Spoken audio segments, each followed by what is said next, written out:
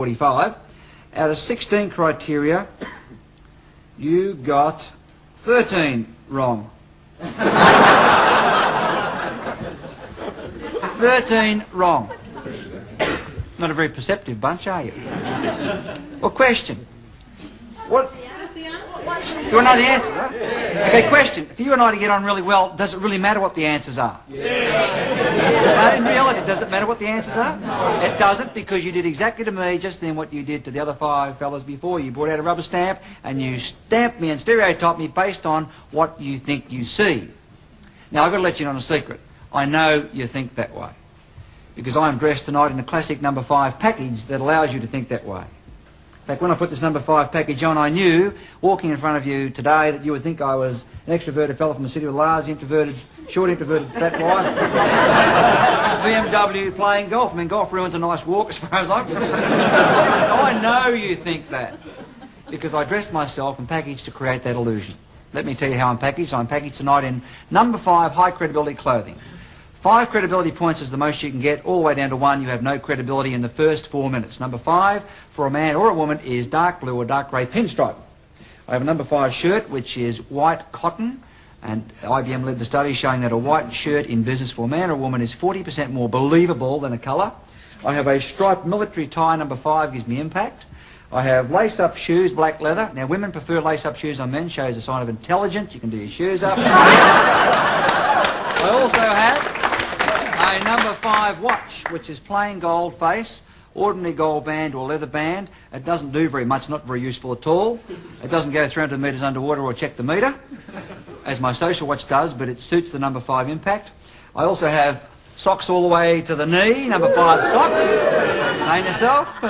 Number 5 haircut part of the left, clean-shaven face, because I'm aware of the villain impact. Here you have a walking number 5 package that lets you think I'm a 40 to 45-year-old BMW driving, short introverted, married with 3 children, etc. Now, number 5 suits have high credibility and authority in the first 4 minutes. Here are some of the best uses for this type of outfit. It's ideal for reading political statements where you need to have an impact. Looks like we've gone to the same sale, doesn't it? Now, here is Mr. Howard with the number 1 eyebrows, listening in a number 3 suit. The number 5s are ideal for going anywhere in the media where you need to establish impact very quickly. Reading the news, of course, you need to be believable. Weathermen don't wear number 5 because we don't believe them anyway. Address to the nation, it's perfect. It's also the perfect uniform for meeting overseas visitors. And if you look at these 2 leaders, whenever they met on 5 occasions, each time you will see they are wearing number 5 so that they can't be outdressed by each other. These fellas coming back from the Myers 50% off clearance sale. Now, here are the Hawks in their number 4s. The stripes are gone, dark blue, dark grey, no pinstripes, still very authoritative. The BHP boys in their number 5s. Here's number 3, a light grey. And when you wear a vest or a pocket handkerchief, you have a Playboy image in a number 5. Here is a number 3 with a number 5 tie. Got dressed in the dark, I'd say that way. Number 5s also work very well for women. The only thing missing here is some type of a necktie. Now, here's a man in a number 3 meeting another man in a number 5, and he's outdressed. Now, of course, you can see who's got the most presence, the man in the darker suit, Mr. Nakazomi. And Mr. Hawke's totally out of his depth in terms of colour codings here with his clothing. Here's a rare shot of Ronald Reagan in a number 1, light brown and tan. Notice he's just haven't got the impact. This is a big mistake. Now, I want you to, there's no presence. Contrast that to when the same man wears number 5. Look at that. He looks like he's in charge of the whole show. In a number 1, with all the colours of light brown that don't tone, there's just no presence. Here he's got tremendous presence. This guy's still got his pyjamas on from the morning before. Now, never ever go to any interview where you need credibility as a man or woman wearing these colours. Now, these colours, if you go in, your perception by other people, the way you come across in business will be something like this.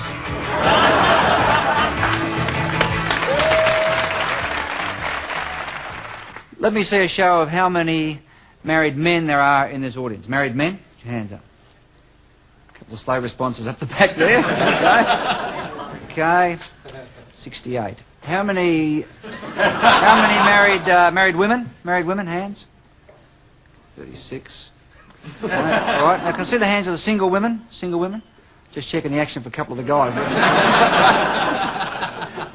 How many of you at some point in your life have been or will go to an interview? Most of us. How many of you go to an interview as part of what you do for a living? Put your hand up. Now, there are some little techniques for making yourself more effective in an interview. There's some rights and some wrongs, and some strategies that will give you more presence, more credibility, and help you get what you want out of the interview. Now, you're going to meet two men going for the same interview. Now, this could be a job interview. It could be to see a bank manager to get a loan. It could be an interview to sell something or to persuade someone to go along with you. Nevertheless, it's an interview. Let's have a look at the first man going for the interview. Rule number one is get there early. Getting there early lets you park your car somewhere out of the rain. Also gives you a chance to get rid of any umbrellas or raincoats you've got. You don't have to rush.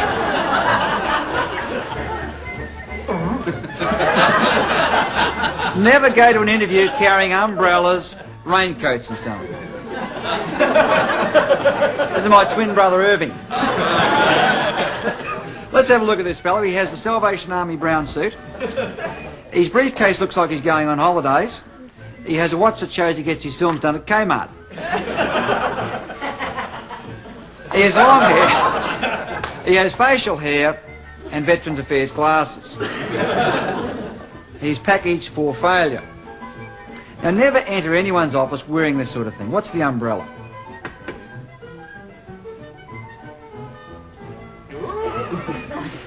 Now, the problem is he has no handshaking technique, so she's not sure whether he means to shake hands or not.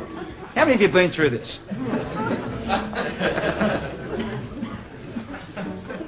We'll forget about the mud on the carpet. Now, he's sitting directly opposite in the defensive position. That's the worst place he could sit.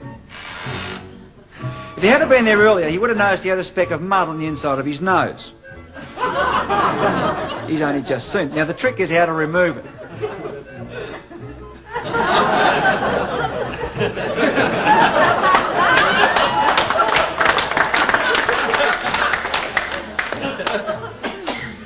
Now, never ever go to an interview unless your clothing is neat, in good repair.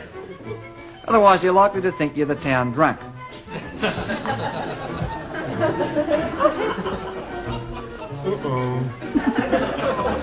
Now, because he's in the defensive position opposite, he's got to pull the chair up. Never touch the property on someone's desk. This represents territorial invasion. Now, the problem if you've got it looming over someone's desk is they'll resent it, and if they resent that because it's invasion, they'll resent you. Not only that, you can get into all sorts of trouble.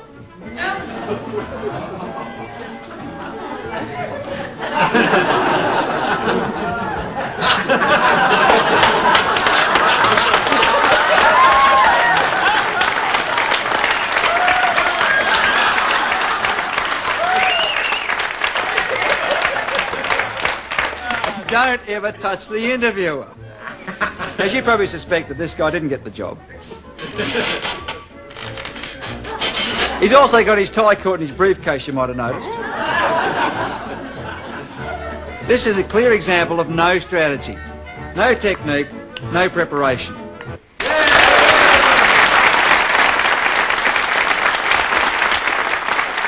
Okay, well, let's have a look at another man going for the same job, the same selling interview, the same bank loan, and see what we could have done to make ourselves more effective. This is my other brother, Percy. Because he's there early, he can get rid of that raincoat. He's ahead of time with his number 5 watch. He can get rid of all that and walk into the interview with his hands free. First rule, get rid of anything in your hands apart from what you need. Now, let's have a look at this fella. He has the number 5 glasses, clean-shaven face, number 5 hair, number 5 suit by Anthony Squires.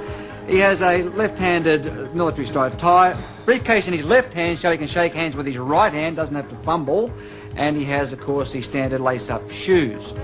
When you enter an office, never hesitate, either walk straight in at the same speed or stop. He goes straight in, see what he does with the handshake, telescope the handshake so when you get there, there's no fumbling. They know exactly what's got to happen. Good technique.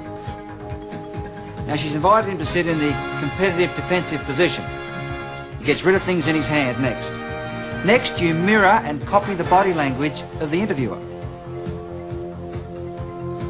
Whatever they do, copy it. Now he's in the defensive position. He wants to get out of that position and get around beside her or get her around beside him. He knows if he hands over that information, he's going to be stuck in that seat, so now he talks about it in an attempt to encourage her out. Now he's going to try and ask her to come out from behind there to read the small print. Okay, now this time it's worked. Next strategy, again, continue the mirroring.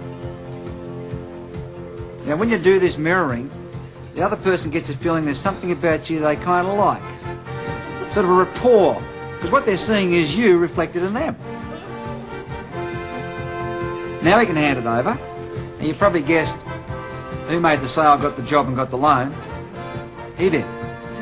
This is an example of having strategy, being prepared and getting on with everybody. His car's undercover downstairs in the car park basement. Gets his umbrella back. It was a prepared strategy. He knew exactly what he was doing. Now the other fella can't even find his car. Remember where he let it? Doesn't matter. Yeah, the police found it.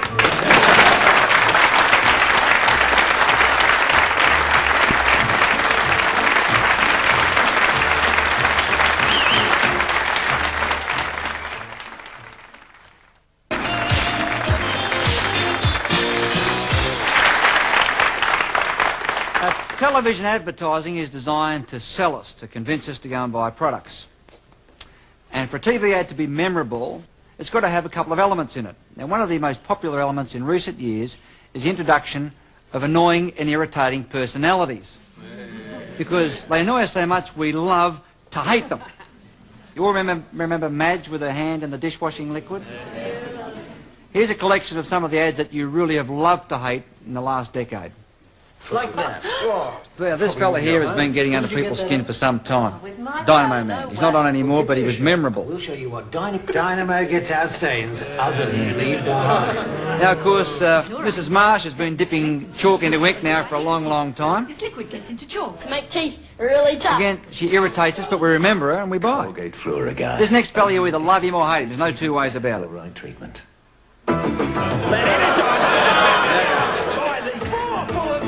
Love him or hate him, you all recognise him and know him, right? And the advertisement that currently is getting under most people's skin. Here she comes in her balloon. Rita. No party would be complete without Rita coming with her margarine. What do you reckon, love? Rita! Rita 5-star, great taste, great The value. expression you love. Okay.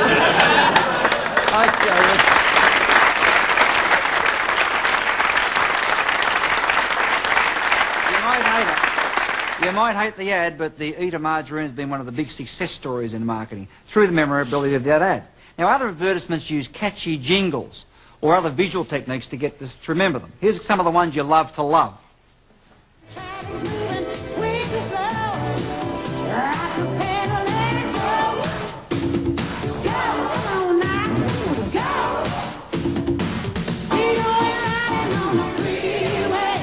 Here's some visual techniques.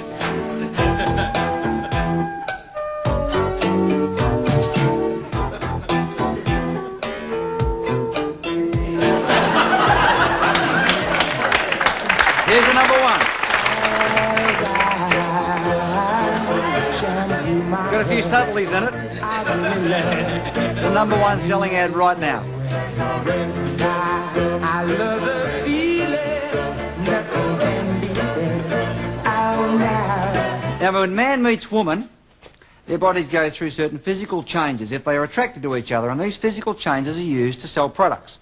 For example, if you meet somebody you really like, a couple of things happen. First, stomach goes in, your chest goes out, you become taller, and you walk with a more pronounced walk. A couple of other things happen. Your heart begins to beat faster, and this causes blood pressure to build, and the blood first of all starts to show in the cheeks, and you get this flushing. It also starts to pump to your ears, and your earlobes expand when you like somebody. Now, we're the only primate that has earlobes. None of them have it. And, of course, the earlobes expand. That's why it's an erotic area for kissing right here on the ear. The lips will also expand and become redder as blood pumps through. That's why pouting's so important. Makes you look sexy as a woman, not as a man. And also, the pupils of your eye will dilate. It'll get bigger when you see somebody that you really like. Now, let me show you how this works. We're going to build a face and show you how cosmetics market a woman's face. We start with a natural face, natural features, and the first thing we'll do, as most women will know, is to put on foundation, even out the skin tone. Next, by enlarging the eye display, we artificially make her look as though she's more interested in us because her eyes appear to be bigger, so we find her more attractive. It's the purpose of eye makeup. Now we add the capillaries flushing in the cheeks by putting on blusher. We enlarge the lip display next. We're the only primate with lips on the outside of the face. Monkeys and chimps have them inside. And the technique of lipstick is to show that she is excited because the blood's pulsing. Now, at the end of last century, ladies of the night wore this on their cheeks, so now she's a sex symbol. We enlarge the earlobe display by putting dangling earrings, hang the hair in the face, and here is our final package ready for marketing. Now, what we've done is taken very basic and natural features, such as this, and just by adding a body language signal, like this, we change the whole impact of what you see. Interesting package, isn't it?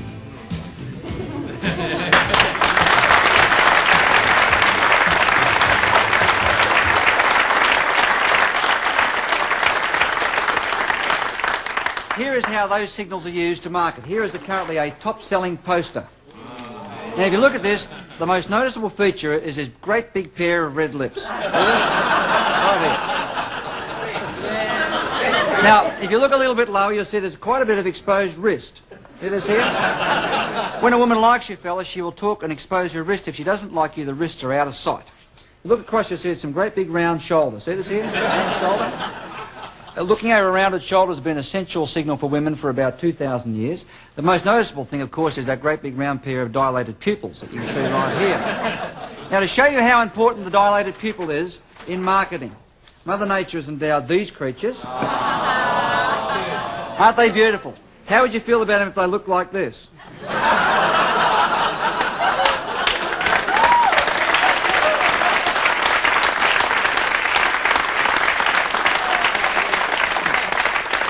All right, here is a collection. Here's a collection of ads where body language signals have been used. See what you can find. Real potato taste of smooth crinkle cut potato. Yeah, we love this little fella, don't we? Yeah, there are the pupils. Here's the full face display. I choose them because I'm here. Chocolatey caramel. Ooh, Fantiles is fantastic. Now this next one is very, very clever. Watch for the constricting pupil. Now just in case you missed it, here it is again in slow motion. When we don't like something, our pupils constrict, they get smaller. See that? That's why you say someone's got beady little eyes. Very clever, isn't it? Now here are the lip and eye displays and a whole group of them.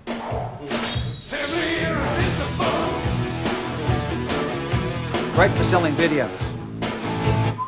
Now if you take the lipstick off someone and put a cheesel in their mouth, they don't look so attractive, right?